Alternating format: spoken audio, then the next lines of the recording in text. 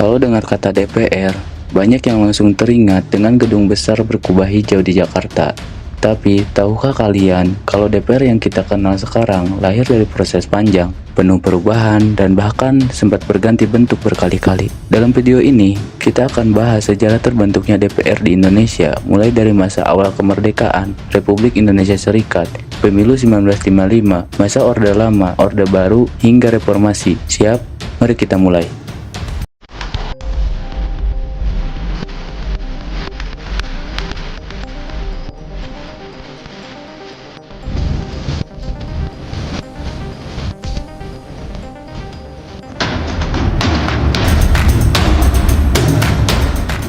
Setelah Indonesia memproklamasikan kemerdekaan pada 17 Agustus 1945, Undang-Undang Dasar 1945 memang menyebutkan adanya DPR, tapi kondisinya belum memungkinkan untuk membentuk lembaga perwakilan rakyat yang besar. Sebagai gantinya, pada 29 Agustus 1945 dibentuklah Komite Nasional Indonesia Pusat atau yang disingkat menjadi KNIP. Awalnya, KNIP hanya berfungsi sebagai penasehat presiden, tapi setelah keluarnya Maklumat Wakil Presiden nomor 10 pada 16 Oktober 1945, KNIP mulai punya wewenang legislatif. Artinya, presiden tidak lagi memegang kekuasaan penuh, tapi dibantu KNIP dalam membuat kebijakan. KNIP inilah yang bisa kita sebut sebagai cikal bakal DPR di Indonesia.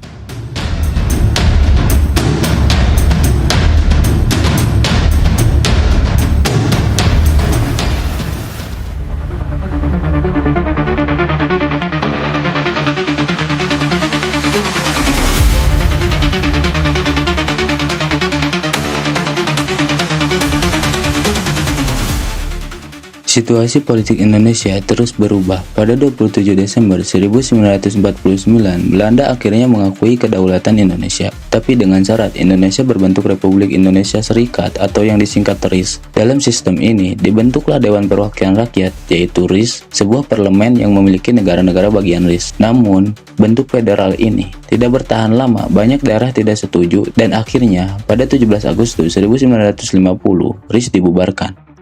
Indonesia kembali ke bentuk Negara Kesatuan Republik Indonesia, yaitu NKRI. Sejak itu, Indonesia menggunakan Undang-Undang Dasar Sementara 1950 dan lahirlah DPR sementara.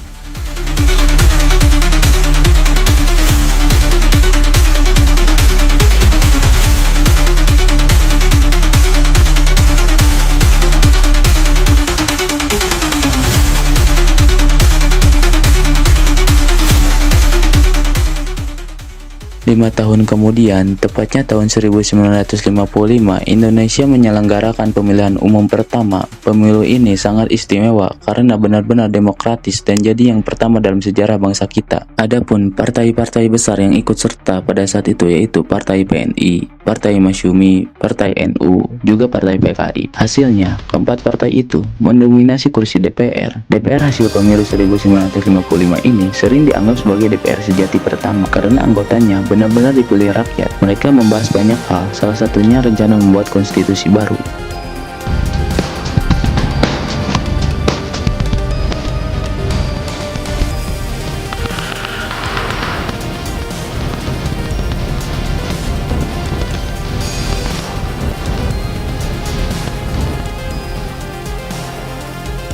Namun, pada akhir 1950-an, kondisi politik Indonesia semakin kacau.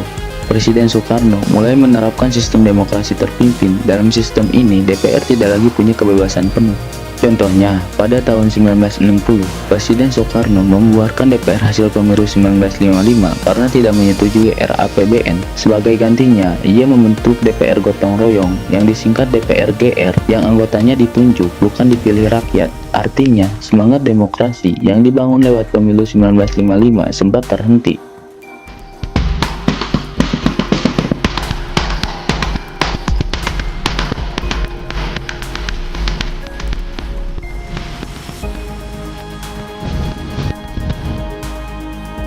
Ketika Soeharto naik ke tampuk kekuasaan pada tahun 1966, ia menjanjikan pemulihan demokrasi. Pemilu memang kembali diadakan dimulai tahun 1971, namun situasinya berbeda. DPR memang ada, tapi sering dianggap hanya sebagai stempel kebijakan pemerintah Orde Baru. Partai politik dipaksa menyederhanakan diri menjadi hanya 3 kekuatan, yaitu Partai Golkar, Partai P3, dan juga Partai PDI.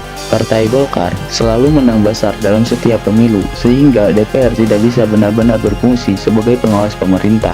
Meski begitu, secara formal, DPR tetap menjadi lembaga negara penting, hanya saja peranannya yang terbatas.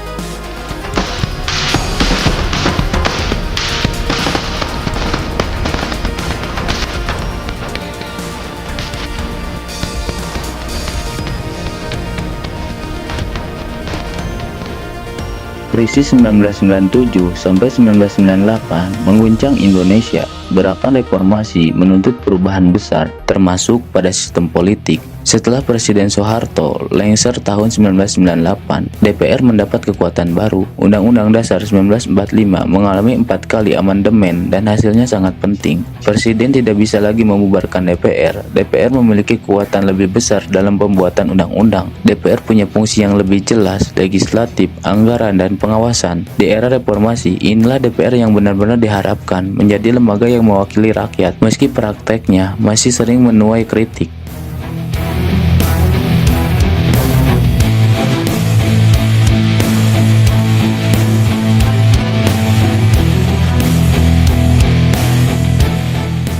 Jadi teman-teman, perjalanan DPR di Indonesia itu panjang sekali. Dari KNIP tahun 1945, DPR RIS tahun 1950, pemilu demokratis 1955, masa Orde Lama dan Orde Baru yang penuh pasang surut, sampai era reformasi yang memberi DPR kekuasaan lebih besar. Sejarah ini mengingatkan kita bahwa demokrasi bukan hadiah, tapi hasil perjuangan panjang. Tugas kita sebagai rakyat adalah mengawasi DPR agar mereka benar-benar menjalankan fungsi utamanya, mewakili suara rakyat Indonesia.